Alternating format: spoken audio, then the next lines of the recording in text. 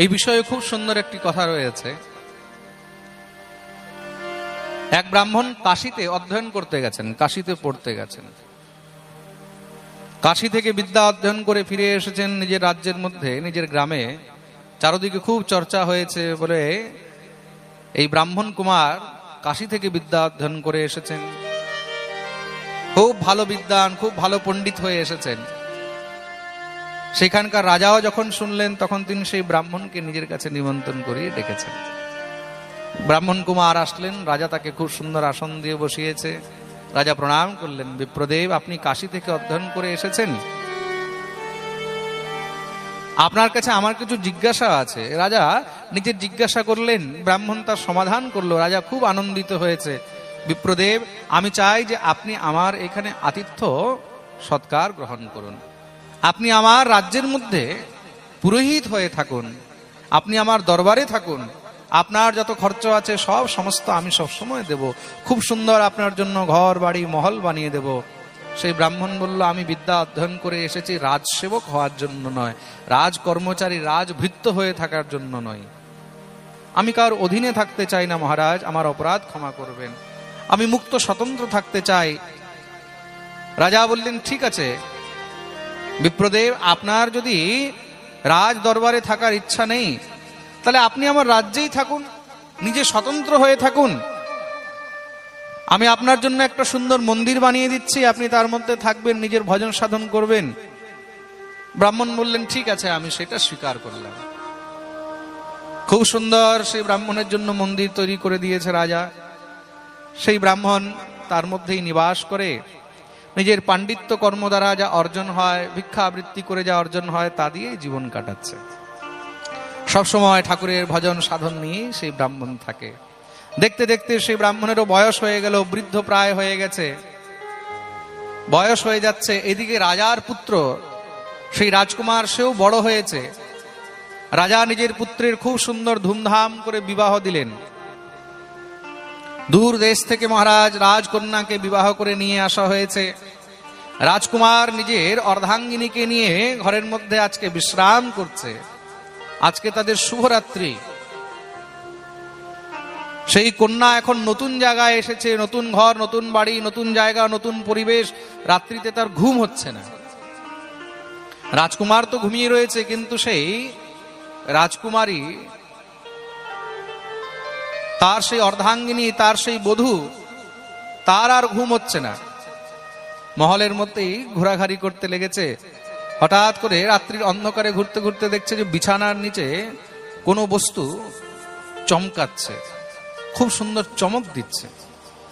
সে ভাবলো দেখি কি, বলে যখনই বিছানার নিচের থেকে সেটাকে বের করেছে, দেখলো বিশাল বড় একটা তলোয়ার। সেই তলোয়ারের মধ্যে হীরা মণি মুক্তা তার সেই মুঠার মধ্যে জড়িত রয়েছে। রাজারা নিজের তলোয়ারের মধ্যে সোনা হীরা মণি মুক্তাও পর্যন্ত লাগিয়ে রাখতেন।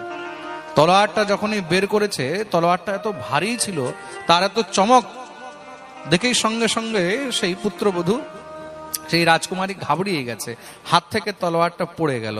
আর পড়লো কোথায়? রাজকুমারের গলার উপরে। রাজকুমারের গলার উপরে তলোয়ার পড়তেই সঙ্গে সঙ্গে তার মস্তক কেটে গেল, তার মৃত্যু হয়ে গেল। রাজকুমারী তো এবার কাঁদবে না চিল্লাবে না চেঁচাবে, কি করবে বুঝতে পারছে না, মনে ভয় হয়ে গেছে। কেন? রাজা যখন খবর পাবে, রাজপ্রহরীরা খবর পাবে, তখন তো আমাকে মৃত্যুদণ্ড দেওয়া হবে। তারা সবাই মনে করবে আমি বোধহয় রাজকুমারকে হত্যা করেছি। তার মনের কষ্ট কে বুঝবে যে আজকে বিবাহের প্রথম রাত্রি, আজকেই তার হাতে তার স্বামীর হত্যা হয়ে গেল, মৃত্যু হয়ে গেল।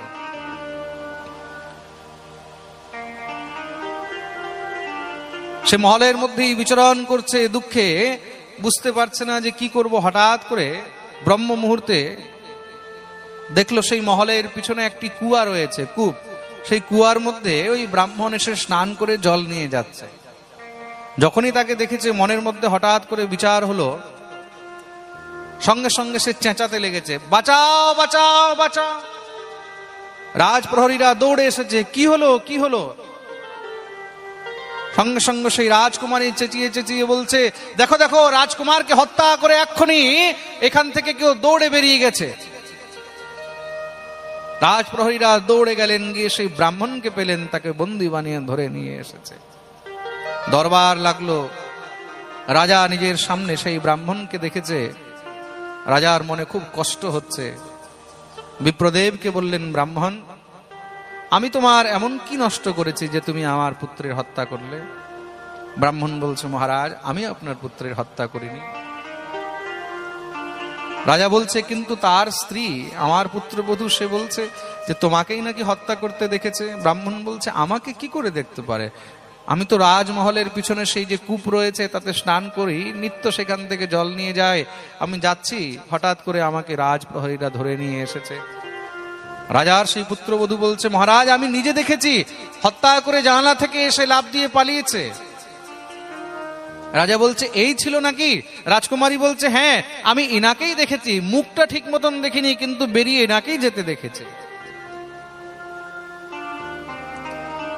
সেই ব্রাহ্মণ বলছে, মহারাজ, আপনার পুত্রকে আমি জন্মের থেকে দেখছি, আমি তাকে খুব আশীর্বাদ করেছি, জীবনভর তাকে আমি আশীর্বাদ করে গেছি, তাকে হত্যা করে আমার লাভ কি হবে? এই রাজ্যের মধ্যে আপনার কাছে কখনো আমি কোনো বস্তু চাইনি, আমার কোনো অভিলাষা নেই, আমি আপনার সন্তানের হত্যা করব কেন? রাজাও বিচার করলো যে ব্রাহ্মণ তো আজ পর্যন্ত কখনো কিছু খারাপ করেনি, চারদিকে তার সুনাম, খুব সুন্দর, জ্ঞানী, বিদ্বান, আর আমার সন্তানকে হত্যা করে সে পাবেই কি? কিন্তু যখন তার পুত্রবধূ বলছে, সে কাঁদছে, মহারাজ, আমাকে ন্যায় চাই, বিবাহের প্রথম দিনই আমি বিধবা হয়ে গেলাম, এর কারণে আপনি আমাকে ন্যায় দেন। রাজা তখন কিংকর্তব্য বিমূঢ় হয়ে আদেশ করলো, একটি কাজ করো, ব্রাহ্মণ, তার হত্যা করা যাবে না, কিন্তু তার হাত দুটি কেটে দাও। যে হাত দিয়ে সে রাজকুমারের হত্যা করেছে সেই হাত কেটে দেয়া হোক। ব্রাহ্মণের হাত কেটে দেয়া হলো। ব্রাহ্মণ সেই কাটা হাত নিয়ে অসুস্থ হয়ে পড়ে রয়েছেন। দেখতে দেখতে অনেক দিন পেরিয়েছে, সেই ঘাস শুকিয়েছে। ব্রাহ্মণের মনে খুব কষ্ট, সেই রাজ্য ত্যাগ করে দিয়ে ব্রাহ্মণ চলে গেলেন। মনে মনে এত দুঃখ যে আমি জীবনে এমন কোনো অপরাধ করিনি, এমন কোনো পাপ করিনি, জীবনে কোনোদিন কাউকে কোনো কষ্ট দিইনি, কিন্তু আমার সঙ্গে এমন হলো কেন? আমার সঙ্গে এমন অন্যায় হলো কেন?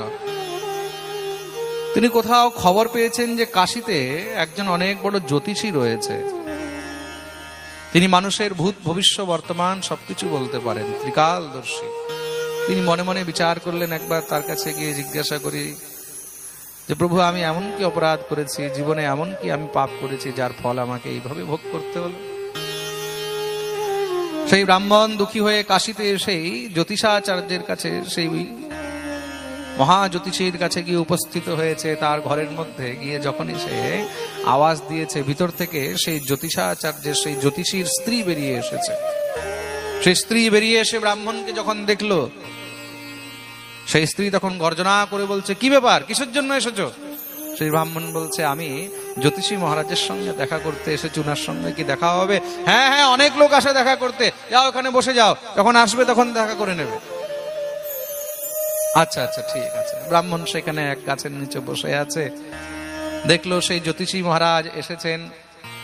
যখনই তিনি ঘরে ঢুকেছে, সঙ্গে সঙ্গে তার স্ত্রী বেরিয়েই সেই জ্যোতিষীকে গালাগালি শুরু করে, এসে গেছে, কোনো কাজ নেই, কর্ম নেই, খালি সবসময় ঘুরে বেড়ায়, ঘরের মধ্যে কি লাগবে কি না লাগবে কখনো একবার দেখেও না, কখনো ভালো করে আমার খেয়ালও রাখে না। আমার তো ভাগ্যই মন্দ, আমার কপাল মন্দ, আমার জীবন বেকার হয়ে গেল তোমার মতন মানুষকে বিবাহ করে।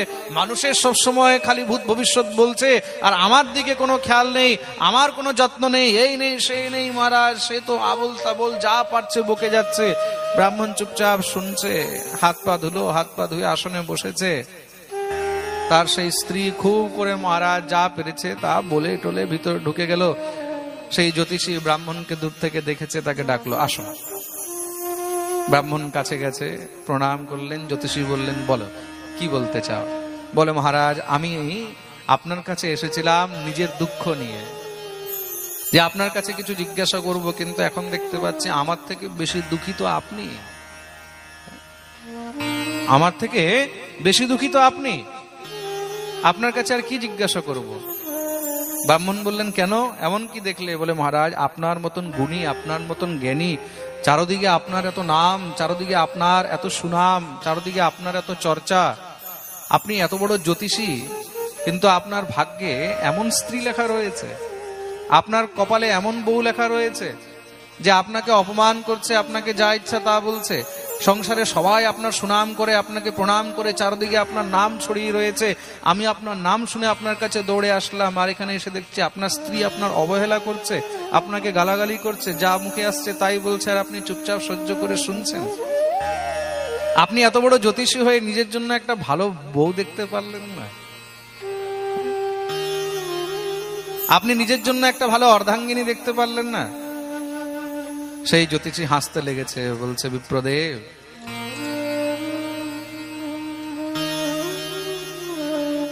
তুমি যা মনে করছো না তার জবাব শোনো। যাকে তুমি আমার স্ত্রী দেখতে পাচ্ছ না, আসলে সে আমার স্ত্রী নয়। তাহলে বলে, সেটা হলো আমার প্রারব্ধ, সেটা হলো আমার কর্মের ফল। প্রেম সে বলো রাধে রাধে। এটা আমার স্ত্রী নয়, তাহলে এটা হলো আমার প্রারব্ধ, আমার কর্মের ফল। পূর্বজন্মে আমি এক কাক ছিলাম, আর এই যে আমার স্ত্রী আছে না, একটা গাধা ছিল।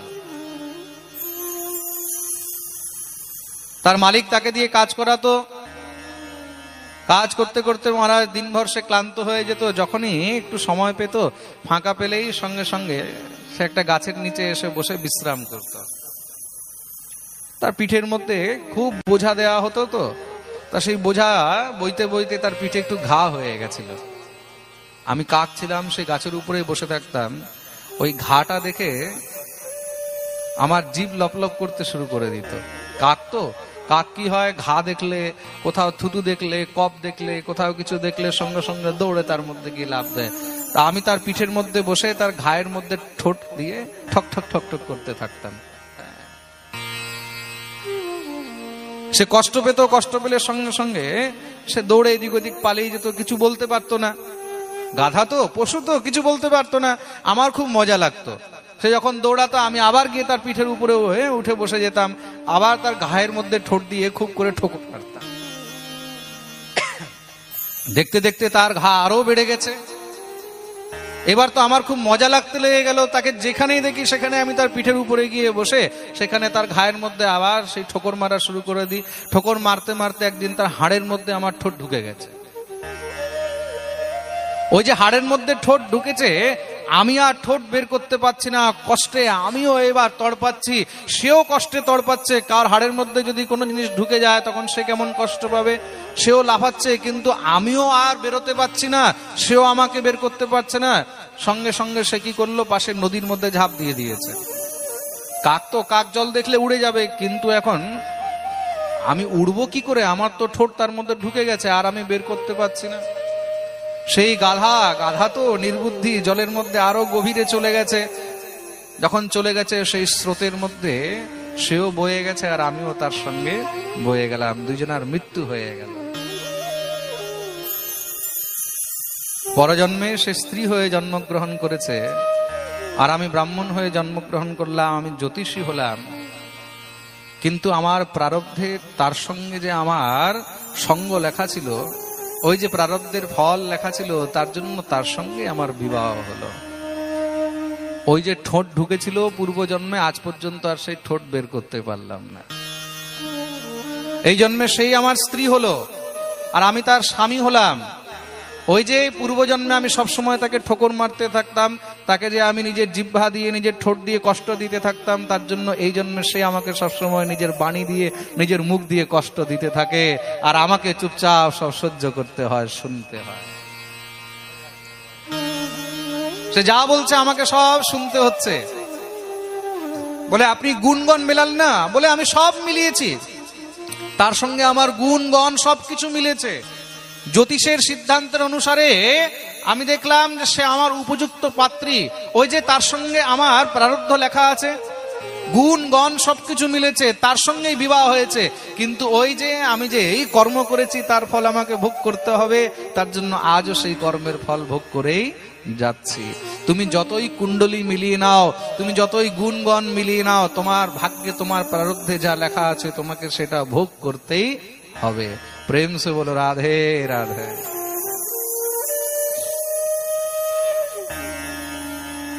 তোমার ভাগ্যে যদি সুখ লেখা আছে তাহলে কুণ্ডলী না মিলিয়েও সুখ থাকবে, আর তোমার ভাগ্যে যদি দুঃখ লেখা আছে তাহলে তুমি যতই মহারাজ কুণ্ডলী মিলাও, যতই তুমি ভালোবাসো, কিন্তু সেখানে তোমার সেই সুখ হবে না। প্রারব্ধে যা লেখা আছে তোমাকে সেটা ভোগ করতেই হবে। অবশ্যমেব ভোক্তব্যম কৃতম কর্ম শুভাশুভম। তাহলে মহারাজ আমি এমন কি কর্ম করেছি যে আমার হাত কাটা গেল? সেই জ্যোতিষী বলছে, জানো, পূর্বজন্মে তুমি এক সাধু ছিলে, তুমি প্রতিজ্ঞা করেছিলে যে আমি কখনো মিথ্যা কথা বলবো না। একবার তুমি গঙ্গা স্নান করে যাচ্ছ, সে সময় সামনের থেকে একটা গাভী একটি গরু দৌড়ে যাচ্ছে, পিছনে পিছনে একটি কসাই আসছে। সেই কসাই এসে তোমাকে জিজ্ঞাসা করলো, এখান থেকে এখন একটা গরু গেছে, তুমি দেখেছো? তুমি মনে মনে ভাবলে যে কসাইকে যদি আমি বলি সে তো গরুকে মেরে ফেলবে, কিন্তু আবার তুমি বিচার করলে যে আমি তো প্রতিজ্ঞা করেছি আমি মিথ্যা কথা বলবো না। তা তুমি মুখে কিছু বলোনি, কিন্তু হাত দিয়ে দেখিয়ে দিয়েছো, হ্যাঁ এইদিকে গেছে। সেই কসাই সঙ্গে সঙ্গে পিছনে দৌড়ে গিয়ে গরুটাকে ধরে নিয়ে আসলো, এসে সেই গরুটাকে হত্যা করেছে, গরুর গলা কেটে দিল। ওই যে তুমি হাত দিয়ে ইশারা করে দেখিয়েছো, এই জন্মে কিন্তু সেই গাভী, সেই গরুটাই কিন্তু রাজকুমারী হয়ে জন্মগ্রহণ করেছে, আর সেই যে কসাই ছিল সে রাজকুমার হয়ে জন্মগ্রহণ করেছে, আর তুমি ব্রাহ্মণ হয়ে জন্মগ্রহণ করলে। পূর্ব জন্মে সেই কসাই তার গলা কেটেছিল, এই জন্মে সেই গাভী রাজকুমারী হয়ে তার গলা কেটেছে। যে যা করেছে তাকে তার ফল ভোগ করতেই হবে। আর তুমি যে হাত দিয়ে দেখিয়েছিলে তার জন্য তোমার এই হাতগুলো কাটা গেল, মাধ্যম হলো সেই। ওই জন্মে তুমি মাধ্যম হয়েছিলে গোহত্যার, আর এই জন্মে তার হাতে যে রাজকুমারের হত্যা হলো তার মধ্যে মাধ্যম হলে তুমি। কিছু না করেও তোমাকে কিন্তু সাজা ভোগ করতে হলো। কেন? কেন কি পূর্ব জন্মের সেই কৃত কর্ম, তার ফল তোমাকে ভোগ করতে হয়েছে। প্রেম সে বলো রাধে রাধে। নক্ষীয়তে কৃতম কর্ম জন্ম বর্ষ শতৈরপি। তুমি যা কর্ম করেছো তোমাকে তার ফল ভোগ করতেই হবে। জীবনে যদি কোনো দুঃখ